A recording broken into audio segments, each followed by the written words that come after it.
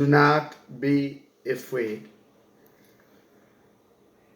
Le texte dans Luc chapitre 12, Luc chapitre 12, verset 22 à 32, le titre du texte nous dit « Ne pas s'inquiéter ».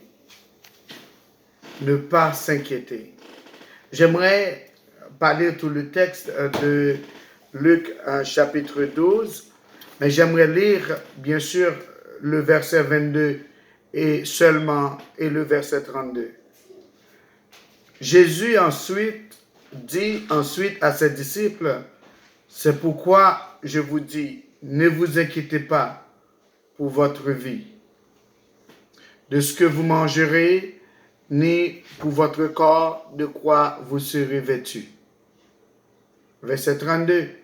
Ne crains point, petit troupeau, car notre Père a trouvé bon de vous donner le royaume.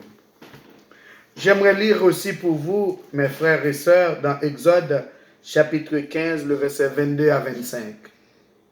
Exode chapitre 15, le verset 22 à 25. Moïse fit partir Israël de la mer Rouge. Il prit la direction du désert de Shur. Et après 3 journées de marche dans le désert, ils ne trouvèrent point d'eau. Ils arrivèrent à Mara, mais ils ne purent pas boire l'eau de Mara, parce qu'elle était amère. C'est pourquoi ce lieu fut appelé Mara. Le peuple murmura contre Moïse, en disant, que boirons-nous? Moïse cria à l'Éternel, et l'Éternel lui indiqua un bois qu'il jeta dans l'eau, et l'eau devint douce. Ce fut là que l'Éternel donna au peuple des lois et des ordonnances, et ce fut là qu'il le mit à l'épreuve. Parole du Seigneur. Parfois, mes chers amis, dans la vie, nous connaissons des moments de joie, des moments de réjouissance, et même, moi t'ai dit, même des moments d'extase. La vie peut être très bonne pour nous selon les circonstances. Faut nous dire tout, parfois, la vie peut être amère. Même pour nous, comme chrétiens, on peut même avoir envie d'enlever le goût amer de notre bouche. Jésus a dit à son Père, si c'est possible, j'aurais que tu m'épargnes de cette coupe. Mais à la fin, il dit, c'est pas ma volonté, mais ce que ta volonté soit fait. Donc, je pense que c'est ce que nous sommes en train de vivre aujourd'hui.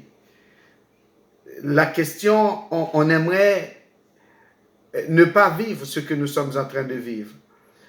On n'a pas même besoin de poser question, combien de monde qui perd du job déjà, combien de monde qui a des difficultés pour payer le loyer ou bien pour payer mortgage. On connaît que c'est le chaos total pour tout le monde. Il n'y a rien qui fonctionne pour nous. Soit la vie en général, soit au travail, dans la famille, etc., etc., etc. La question sur le plancher aujourd'hui, mes chers amis, c'est qu'est-ce que je dois faire? Qu'est-ce que tu dois faire? Et la question qu'on pose encore, à l'instar du peuple d'Israël, qu'est-ce que tu dois faire quand la vie est amère? Et Luc dit dans Luc chapitre 12, do not be afraid. J'ai quelques recommandations pour vous en quelques minutes. J'ai quelques conseils pour vous en quelques minutes. La vie est amère, c'est compliqué, c'est difficile. La vie n'est pas la même aujourd'hui. Mais j'ai quelques recommandations pour vous. Premièrement, il faut se rappeler de la fidélité de Dieu. C'est le premier bagage que je me songer que comment que bon Dieu est fidèle. Quand la vie nous amène à Mara, il ne faut pas oublier ce que Dieu avait fait avant. Il ne faut pas oublier comment bon Dieu était aidé le peuple à traverser la mer Rouge. Tout ça, bon Dieu fait pour vous déjà, faut pas oublier. Ou même, avec moi, peut-être, nous, c'est des Haïtiens, nous devons dire, et nous passons en pile déjà. Nous sommes en esclavage. Nous te connaissons en pile déboire. Nous style à connaître en pile bagaille. Tremblement de terre 2010, en pile monde mourir. Nous pensons que le pays n'a pas jamais fonctionné encore. Il y a un pile événement, 9/11, etc. Quand la vie, mes chers amis, a un goût amer dans notre bouche, on n'a pas envie de vivre. Nous sommes amarras.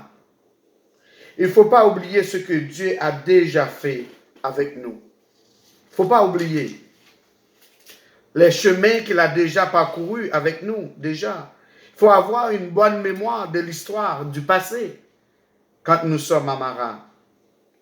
Quand nous sommes amarras, il faut avoir une bonne façon de regarder en arrière avec notre caméra spirituelle. Il faut se rappeler ce que Dieu a fait déjà pour nous. Qui côté bon Dieu passé avec nous déjà, soit comme peuple, soit comme chrétien, dans la vie nous. Quand le vol de la tempête vient d'assombrir ton ciel bleu, au lieu de baisser la tête, je vous invite à compter les bienfaits de Dieu. Prenez du temps. Take time to make a count of what the Lord has done for you before. Il ne faut pas avoir la mémoire trop courte avec Dieu. Ils ont eu un problème dans la mer Rouge, dans le passé, et Dieu a agi. Se trouve à Mara, l'eau est amère. Dieu est toujours sur le trône. Peut-être, ou même avec moi, nous passer en pile déjà. Si nous t'apprenons parler pour nous écouter, bon Dieu, sortir avec nous. Il y a peut-être le monde qui est sous plateau à Soya, qui existait, qui pas doit exister déjà. Satan t'a dû finir avec eux déjà, ou bien tu voulais finir avec eux. Donc, nous avons songé qui ça bon Dieu fait pour vous déjà, dans tout ça nous vivons là. Nous avons songé la fidélité de Dieu, comment que Dieu est fidèle, comment que il est grand. Deuxièmement, nous devons comprendre que bon Dieu utilisait les adversités, les problèmes, les circonstances de la vie pour le capable de tester nous. Life is a test. La vie est une école. Nous dans l'école, bon Dieu. C'est bon Dieu qui est professeur nous. Bon Dieu fait lui pour le mettre nous à l'épreuve. Parfois, la vie nous met en face une série de questions. Pourquoi moi? Pourquoi ma famille? Pourquoi mon pays? Parfois, mais aujourd'hui, ou pas qu'à dire ça. Parce que ce n'est pas seulement nous-mêmes, ce n'est pas seulement les États-Unis, ce n'est pas seulement le Canada, ce n'est pas seulement Haïti, c'est le monde. Et nous t'a dit, c'est une rupture divine généralisée. C'est tout le monde qui est touché, tout le monde qui est affecté aujourd'hui. On a même tendance à accuser, blâmer les autres. C'est ce qu'on a tendance à faire. Et au début, on a entendu les États-Unis, les autres pays qui essaient de trouver des raisons pour dire que c'est telle ou telle personne. On essaie même d'accuser les autres. Mais notre Dieu est dans le ciel. Il a le contrôle. Le verset 24 d'Exode nous dit, le peuple murmura contre Moïse. Quand vous êtes à Mara, c'est un test de Dieu, c'est un examen de Dieu. Il n'y a personne qui est responsable. Même si quelqu'un est responsable, Dieu est en contrôle de votre vie. Il est en contrôle de ma vie. Ce n'est pas le président des États-Unis, ce n'est pas la Chine, ce n'est pas le Canada, mais c'est Dieu qui est en contrôle de votre vie et de ma vie. Et il faut se rappeler que c'est un examen, c'est un test. Dieu veut tester parfois les conditions de notre cœur. Parfois, Dieu veut augmenter notre dépendance sur lui comme notre source. Peut-être quelques mois de cela, quelques semaines de cela, l'économie allait bien, ou tu as une réserve. Taux de chômage là était très bas au Canada, aux États-Unis. L'économie fonctionnait parfaitement, mais tout le monde fonctionnait parfaitement bien. Mais soudainement, le monde est arrêté. Tout s'arrête obligatoirement. Et tout le monde a le temps pour se poser la question, pour parler de Dieu, pour penser à Dieu. Est-ce que c'est la fin? Qu'est-ce qui arrive? Parfois, il y a des tempêtes, il y a un hurricane qui a affecté un parti. Il y a une tempête qui a affecté seulement Floride. Ou bien, il y a Ebola qui est en Afrique. Ou bien, il y a la grippe espagnole qui est dans certains pays. Aujourd'hui, c'est tout le monde. Tout le monde qui est touché. Tout le monde qui est affecté. Mais j'aimerais vous dire de ne pas vous inquiéter. Don't be afraid. Don't be afraid. Parce que Dieu, mes chers amis, Dieu, il nous teste. C'est un examen pour vous et pour moi. Troisième recommandation que j'ai pour vous ce soir.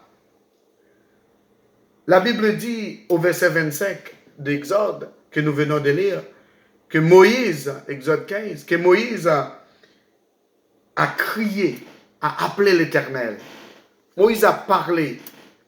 Exode 15, verset 25. Moïse cria à l'Éternel et l'Éternel lui indiqua un bois qu'il jeta dans l'eau et l'eau devint douce. Et troisième recommandation que j'ai pour vous ce soir, c'est de crier à Dieu. Dans l'épreuve, il faut crier à Dieu. Quand la vie est amère pour nous, il faut crier à Dieu. When life doesn't make sense, the only thing I can ask you to do today is to cry to the Lord. Tournez vers Dieu. La Bible dit, et je cite, quand on tourne vers lui les regards, on est rayonnant de joie et le visage ne se couvre pas de honte.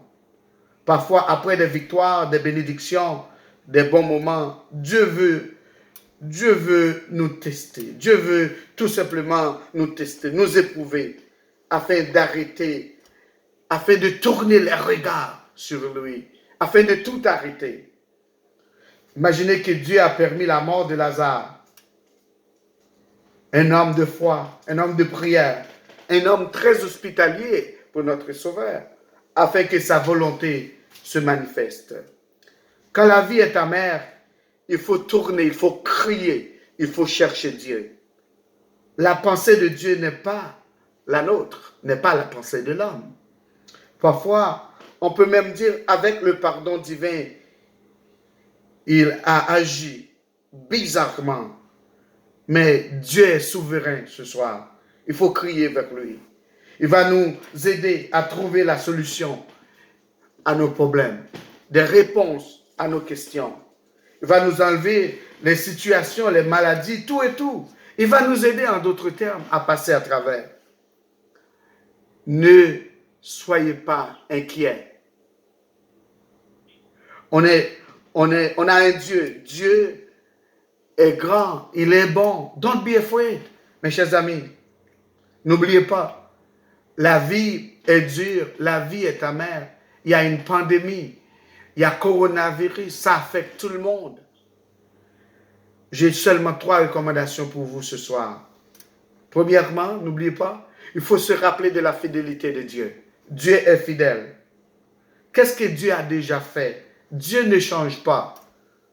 Il est le même hier, aujourd'hui et éternellement. Il faut se rappeler de ça, dans ce que nous vivons aujourd'hui. Deuxièmement, Dieu utilise les problèmes, les adversités, les difficultés, les obscurités, afin de nous tester, afin de nous éprouver, afin d'attirer notre attention.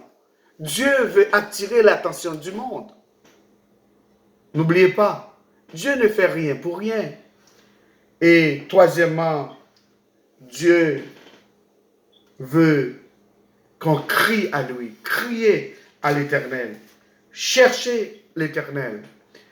Ici, au Québec, au Canada, on dit que tout va bien aller, ça va bien aller.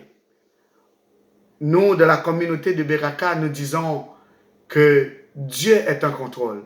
God is in control. Everything will be okay, mes chers amis. Dieu est en contrôle. Don't be afraid. Ne vous inquiétez de rien. Mais en toute chose, la Bible dit, Paul dit, faites connaître vos besoins à Dieu par des prières, des supplications, avec action de grâce. Qu'il en soit ainsi pour vous ce soir.